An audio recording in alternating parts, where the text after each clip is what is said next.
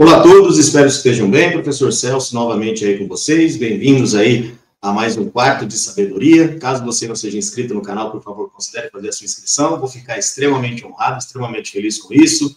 Estamos aí com 1.241 inscritos, então, mais uma vez, muito obrigado a você que se inscreveu. Você que não é inscrito, por favor, considere fazer a sua inscrição. Teremos aulas, vídeos de opinião, vídeos de sociologia, vídeos de história, enfim, um monte de assunto a gente vai tratar durante essas aulas, nesse quarto de sabedoria, tá? E eu espero que você continue aí participando nos seus comentários, sempre com educação, porque é assim que a democracia funciona. E, por favor, né, vamos incentivar aí, vamos compartilhar o vídeo, porque, querendo ou não, é muito legal a gente aprender um pouquinho mais, tá? Tema de hoje, videoaula, tá? Vamos falar um pouquinho sobre o imperialismo. Então, nós vamos pegar dois momentos, né? Até porque, talvez aí o pessoal deva se lembrar, né? 7 de setembro passado aí tivemos, né, a comemoração da data da independência do Brasil, né? Então, estava ali comemorando o evento. E teve algo um pouco estranho que aconteceu ali, né, na Avenida Paulista, na cidade de São Paulo, que foi o pessoal, né, em plena data da independência do Brasil, o pessoal estendeu uma bandeira dos Estados Unidos, né? Vai entender o porquê. E aí vem essa questão do que a gente fala sobre o imperialismo, né? Então, o que vem a ser isso, né? O que é esse imperialismo? Que definição a gente dá para isso? Como que isso ocorre? Por que que isso ocorre? Né? Então, vamos lá. Eu vou falar o que está nos nossos livros de história, tá? Aquilo que explica no livro. Vou dar a definição ipsis literis aqui para você. Ó. O imperialismo é política de expansão e domínio territorial por meio de imposição cultural, econômica, política e mesmo militar, tá? Nesse caso, a gente pode falar também do que aconteceu no século XIX e no século XX, no continente africano e na Ásia, tá? E também a gente vai falar sobre o que aconteceu aqui na América, quando os Estados Unidos também começam com uma política imperialista, ainda que não fosse de domínio territorial, mas era um imperialismo político, econômico, cultural e por aí vai, tá bom? Beleza. No século XIX, lá por volta de 1850 até 1870, dá-se início àquilo que a gente vai conhecer como Segunda Revolução Industrial, tá? E o que era essa Segunda Revolução Industrial? Na primeira, que aconteceu por volta de 1770, os empresários, os industriais, eles vão começar a trabalhar com o carvão mineral para aquecer as caldeiras, para fazer as máquinas funcionar, e vão se utilizar o ferro, tá bom? Principalmente vai ser no caso da indústria têxtil. Então, a indústria têxtil, ela vai, de certa forma, ser o início do processo de industrialização, e aí a Europa, com o tempo, vai começar a consumir esses produtos industrializados. Na segunda Revolução Industrial, nós vamos ter melhorias no que diz respeito à tecnologia, tá? Surgimento de novos produtos, né, químicos, novos elementos que vão ser utilizados, como, por exemplo, o motor a combustão, por conta do petróleo. Nós teremos o aço também, né, uma melhoria ali no caso do ferro, e nós teremos também a energia elétrica. Então, nesse caso, o cenário para o capitalismo industrial está se formando. Porém, né, era necessário buscar novos mercados. Então, o que países europeus fizeram? Começaram, então, a buscar esses novos mercados no continente africano. Só que, nesse caso, o que eles queriam? Matéria-prima, mão de obra barata e mercado consumidor. Então, o que se resolveu? Né? Em 1884 para 85, a pedido de Portugal, né, porque Portugal estava vendo os interesses ali dos ingleses, dos belgas ali na região correndo risco, o chanceler alemão, Otto von Bismarck, né, a Alemanha recém-unificada, né, o país já crescendo economicamente, politicamente, o que seria perigoso para a Inglaterra e França. O Otto von Bismarck, ele vai criar a Conferência de Berlim. Ele vai abrir a Conferência de Berlim, que vai ser lá na Alemanha, tá? E foi mais ou menos assim. Ele pegou o mapa do continente africano, jogou em cima da mesa, pegou uma régua e começou a traçar. Então, ó, esse pedaço é da França, esse pedaço é da Inglaterra, esse pedaço é da Alemanha, esse pedaço é da Bélgica e por aí vai, tá? Quem começa com esse processo é o rei Leopoldo II da Bélgica, tá? Ele vai criar, se não me engano, é o Instituto de Estudos do Alto Congo, acho que esse era o nome, que vai estudar o Congo, tá? Em busca de quê? Em busca de riquezas, tá? O Congo vai se tornar o maior terreno privado do planeta, tá? Não será uma colônia o Congo, né? Só no final, só no início do século XX, é que o Congo passa a ser uma colônia belga, tá? E o que é pior, aquele terreno foi utilizado como um terreno privado do rei Leopoldo II, em que havia exploração de ouro, diamante e tudo mais, e que a população naquele local ela sofria penalidades das mais horríveis que você pode imaginar, tá? A ponto de ter castigo físico de mutilação de pessoas, tá? De pessoas sendo mortas simplesmente porque não estavam cumprindo com as funções dadas pelo belga, tá? Pelo rei Leopoldo II. Havia instituições que foram criadas pelo rei Leopoldo II para garantir a segurança da região, mas era simplesmente a segurança dos investimentos do próprio rei, tá? Então, com a divisão da África em vários territórios pertencentes a vários países europeus, lembrando que nenhum país africano foi convidado, tá? Nenhum território africano foi convidado para essa conferência, somente 2 países africanos estavam livres dessa divisão que foi feita entre os europeus, que foi, no caso, a Etiópia e a Libéria, tá? A Etiópia já era um país independente, formado ali, tranquilo, com soberania e tudo mais, e a Libéria, que era um país também soberano, independente e tudo mais, que foi ali criado por ex-escravizados dos Estados Unidos, tá bom? Enfim, busca por matéria-prima, mercado consumidor e mão de obra barata, pagar baixos salários, impor a vontade, impor a cultura, exploração 1000%, né? Como diria o pessoal lá, um Ki de mais de 8.000 na exploração, né? Lembrando aí o Dragon Ball. E isso, infelizmente, até hoje existem as marcas desse processo de imperialismo europeu na África, no continente africano como um todo, tá? Muitos países ainda estão entre os mais pobres do mundo.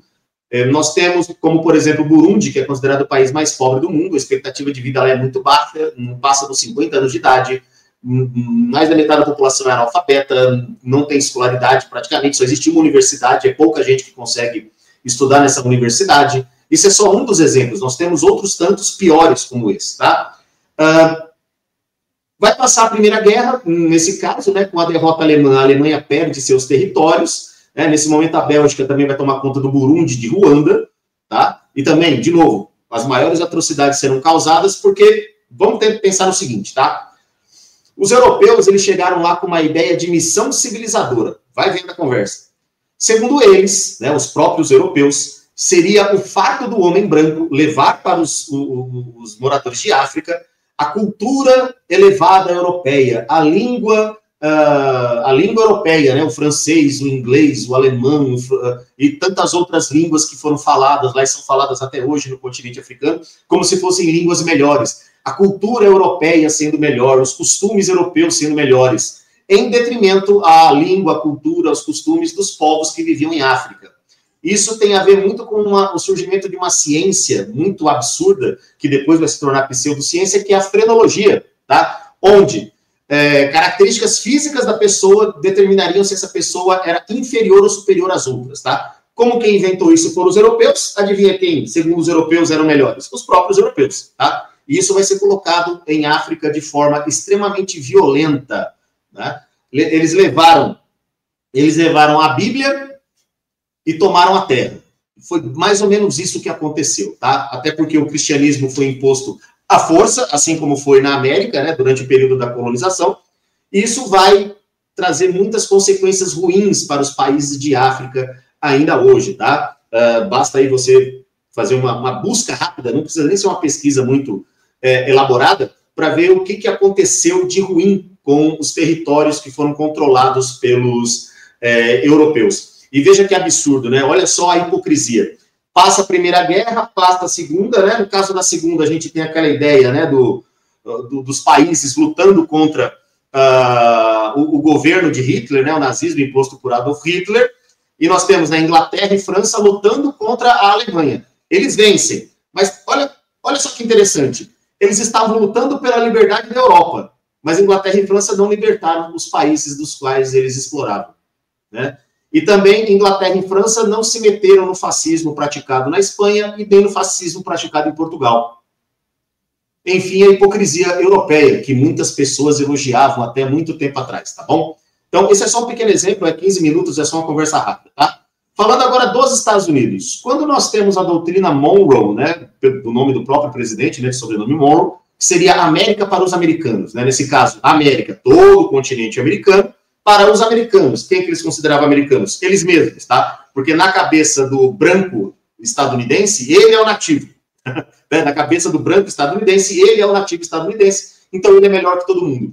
Nesse caso, não seria conquista territorial, mas seria imposição de política, imposição econômica, imposição cultural. E isso aconteceu de fato, tá bom? Nós tivemos exemplos como, por exemplo, a política do Big Stick, né? Onde os Estados Unidos tentavam impor a sua vontade, caso o país não aceitasse, os Estados Unidos intervia militarmente nesse país. Isso aconteceu, por exemplo, no caso de Cuba, tá? Cuba vai se tornar independente em 1898 com o auxílio dos Estados Unidos, tá?